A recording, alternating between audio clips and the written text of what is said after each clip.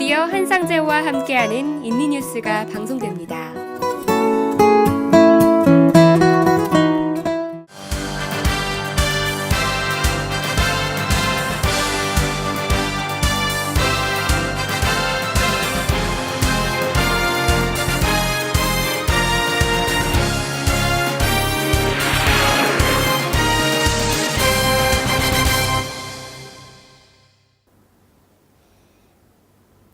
네, 여러분 안녕하십니까? 지금부터 7월 마지막 31일 날 한상재와 함께하는 인도네시아 뉴스 브리핑과 해설을 시작하겠습니다.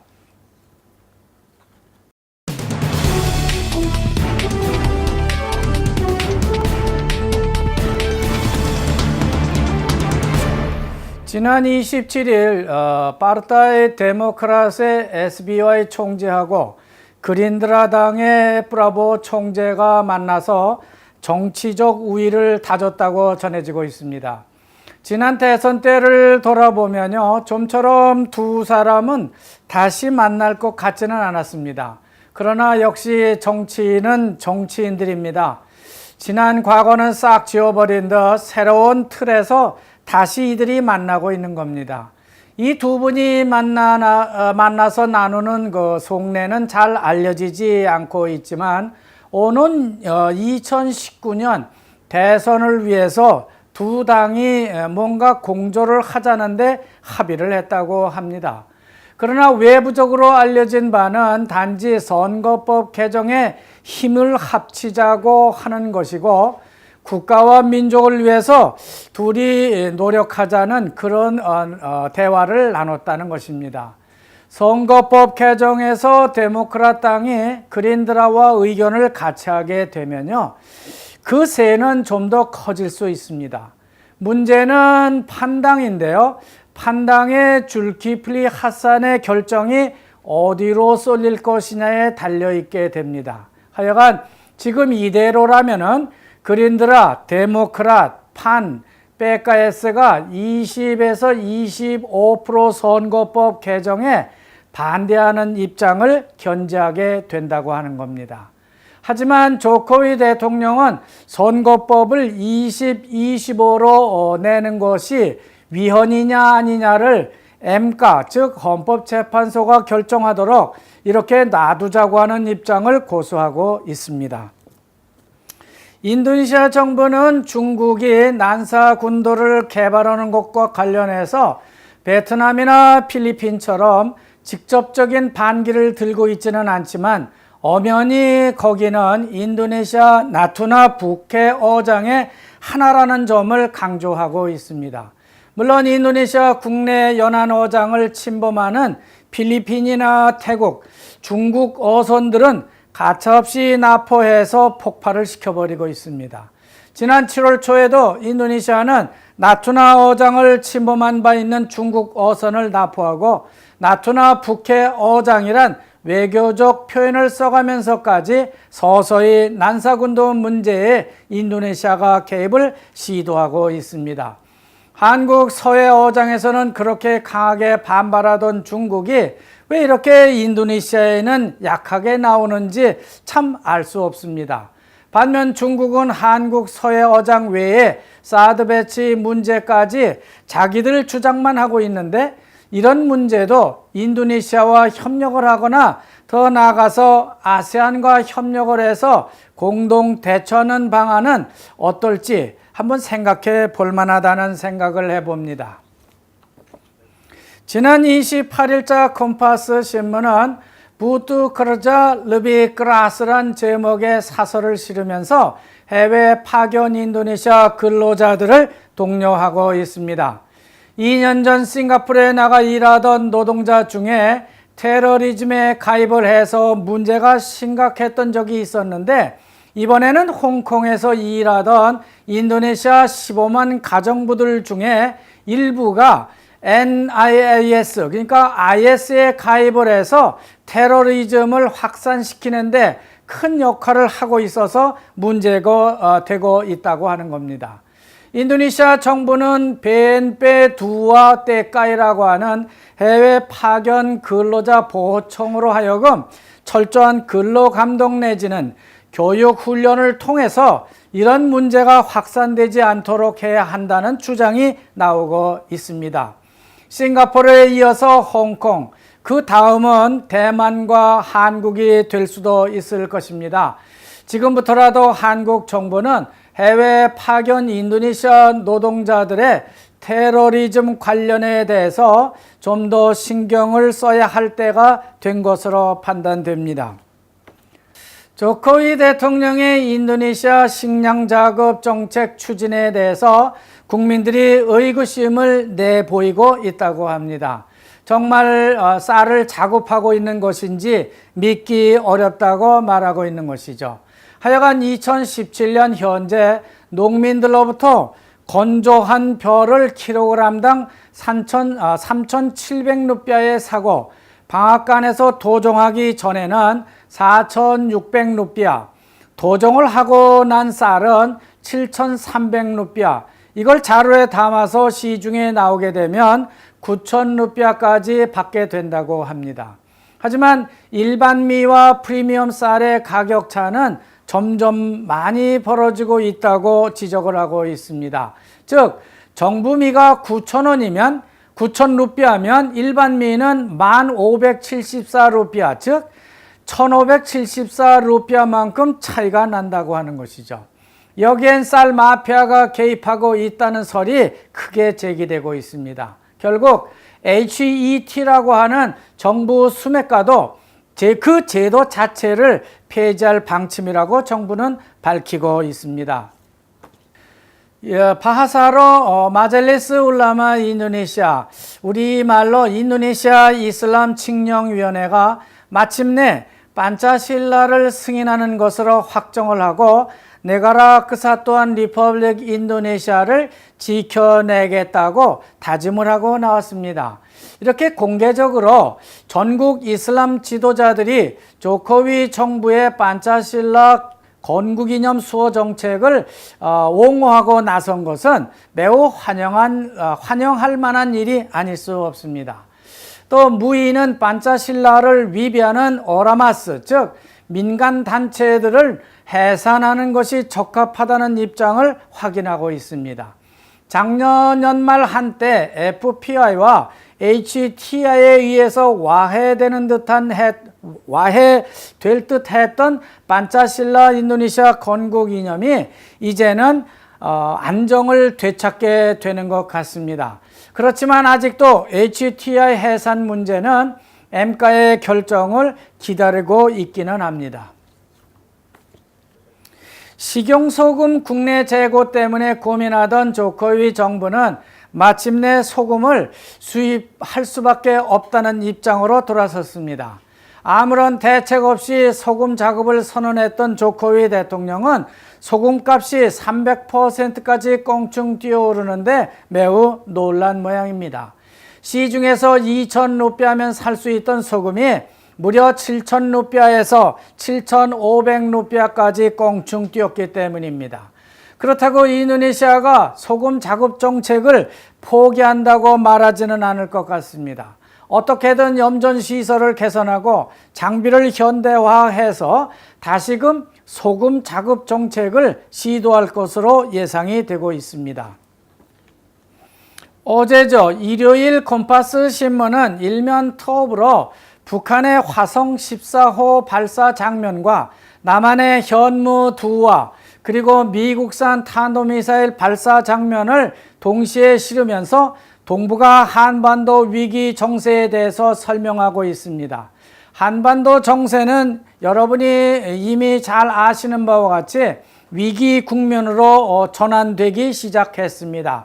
한동안 예멘을 둘러싼 내전에서 러시아와 미국의 충돌을 예상한 바 있는데 NIAS가 그 심각성을 희석시키고 최근에는 카타르와 사우디가 갈등을 빚으면서 팔레스타인과 이스라엘의 충돌 등이 외신을 장식하더니만 언제부턴가 한반도와 난사군도 문제가 더 심각한 상황으로 변하고 있는 것입니다. 특히 북한 김정은은 미국을 상대로 정전협정 대신에 평화협정을 요구하고 있는데 남한은 능력도 안 되면서 반미 반일을 숨기고 노골적으로 친중 친러 외교 노선을 추구하고 있는 것 같아 아쉽습니다. 이제 북한이 ICBM 대륙간 탄도미사일을 가지고 마지막 내고를 미국과 하고 있는 것으로 보여지고 있습니다.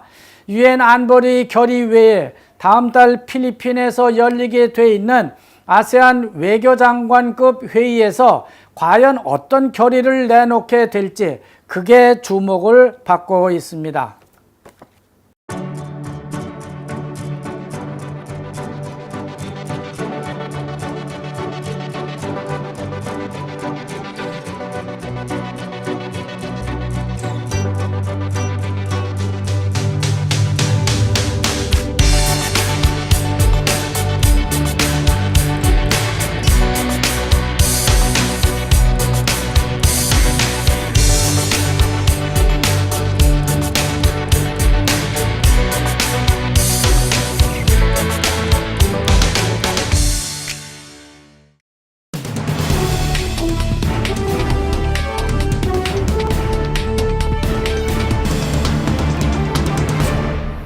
돌아가는 스만기 로타리, 즉 신빵수선 스만기 공사가 이제 다 끝나서 일부 구간은 자동차들이 다니고 있습니다. 로타리 건설 공사를 마친 삐띠 위자야 까리아 건설 회사가 지난 29일 서티피카트 라이크 풍시, 즉 로타리 기능성 검사 합격 증서를 자로 자카르타 시장에게 전달했기 때문에 그렇다는 겁니다. 이제부터 돌아가는 스만기 로타리로 차량이 다녀도 문제가 없다고 하는 증서를 전달한 것이죠. 하지만 오토바이는 이 로타리를 이용할 수 없다고 합니다. 하여간 이 로타리가 완공됨으로써 그렇게 막히던 스만기 근처의 교통은 상당히 원활해질 것으로 그렇게 전망이 되고 있습니다. 국영석유공사의 자회사인 버타미나 파트라니아가가 5,000리터 규모의 미니 주유소를 전국적으로 확대해 서브시디, 즉 옥탄가 90인 버탈라이트 휘발유 판매를 극대화하려는 영업정책을 펴고 있다고 합니다. 미니 주유소는 면적이 단지 500 스퀘어미터에 불과하기 때문에 전국 어디든지 어디서나 쉽게 개설하기 쉽다는 장점을 가지고 있습니다. 하지만 인도네시아는 국영공사가 에너지 정책을 주도하고 통제하고 있기 때문에 언제든 비정상적인 방법으로 기름을 유통할 수 있는 그런 단점도 동시에 가지고 있다고 볼 수 있겠습니다. 우리나라 런닝맨 같은 K-팝 유명 배우들이 출연하는 버라이어티 쇼를 발리, 럼복 등 인도네시아의 6개 유명 관광지에서 녹화를 했다는 뉴스가 전해지고 있습니다. 그런데 한국의 한 방송사가 버라이어티 쇼 촬영지로 선정했던 곳을 살펴보면 인도네시아 관광산업 개발지들이 대부분이기 때문에 인도네시아 관광에는 큰 도움이 될 것으로 기대를 모으고 있습니다. 하여간 이들은 발리 우붓과 럼복, 말림부 해변, 그리고 길리 아일, 그리고 수카라야, 또 나빠 언덕, 자바섬은 족자 주변, 즉 말려보로 거리와 파사르부와 띠망섬 군웅기들, 그리고 브람바난 힌두교 사원, 파사르부룽, 또 파랑트리티스 해변, 더 멀리는 북부 슬라웨시의 마호로 섬 해변과 마눔 삐따행이라고 하는 그런 곳, 또 더 가까이는 보고르 따만 사파리를 돌면서 모든 녹화를 해 갔다고 하는 것입니다. 서부자와 가로 지방에서 자카르타 같은 이런 대도시에서 훔쳐온 차를 가짜 수라딴다 노머르 끈다란, 즉 가짜 운행증으로 둔갑을 시켜서 팔아먹던 일당 4명이 검거됐다고 합니다. 이들은 경찰과 삼삿, 교통경찰까지 연결을 해서 이런 가짜 차량 운행증을 만들어 팔아왔던 것으로 알려지고 있습니다. 그러니까 인도네시아에서 자동차를 분실을 하면은 이 차를 가져다가 가짜 자동차 서류를 만들어 팔았다고 하는 것이죠. 베페카베라고 하는 차량 등록증이 있기는 하지만은 이것은 소유권을 확인하는 서류에 불과합니다. 따라서 이들은 차량을 팔고 운행하는 데 필요한 STN가만 가짜로 만들어서 차를 쉽게 팔아온 것입니다. 그러니까 우리 같은 외국인들은 어떻게든 차를 분실하지 않도록 주의를 기울이는 수밖에 다른 묘수가 없다고 말씀드릴 수 있겠습니다. 자카르타 만방에서 와룽분치스로 가는 꾸닝한 지역 지하차도가 막바지 공사로 인해서 잘루르 쨉밭에서 잘루르 람바스로 갈아타야 한다는 등의 교통경찰 안내가 보도되고 있습니다. 시내 고속도로 밑을 통과하는 지하차도가 완공이 되게 되면은 상습 정체 구간인 꾸닝한 교차로가 아주 좋아질 수 있을 것입니다. 그렇게 되면 한국 대사관으로 돌아가는 차나 와룽분치스에서 북쪽으로 내려가는 차, 거기서 코린도 위스마로 가는 차 모두 원활하게 다닐 수 있게 된다고 하는 겁니다. 그러나 그 공사가 끝나기 전까지는 그곳에서 임시로 통제하는 교통 표지판을 잘 보고 불편을 당분간 감수해야 할 것입니다. 힌디아 벌란다 식민지 시대부터 시작된 자카르타 수도 이전 문제는 독립을 거쳐서 수하르토와 수실로 반방 유도연어 정부까지 이어지다가 이제 다시 부상을 하기 시작했습니다. 해방 후에는 까리만탄 팔랑카라야가 추천되어서 러시아식 방사성 도시가 건설되기도 했습니다.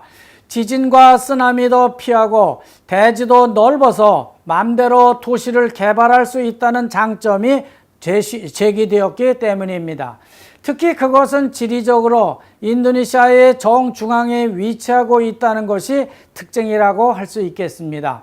하지만 수하르토와 유도연호 전 대통령 당시만 해도 종골 지역을 중심으로 찌부부르에서 찌안주르까지 새 수도권 지역으로 거론 조사되기도 했었습니다. 따라서 센툴 지역이 한때 개발이 되었고 지금 정글랜드가 위치하고 있는 뒷산의 온천을 넘어서 고속도로 건설 계획이 났던 그런 소문도 파다했던 적이 있었습니다.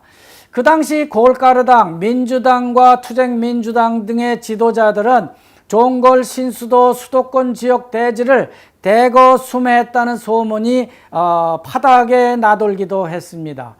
지금도 보면은 브라보 그린드라당 총재하고 골가르 바크리 전 총재가 그곳의 땅을 대량 확보하고 있는 것으로 알려지고 있습니다.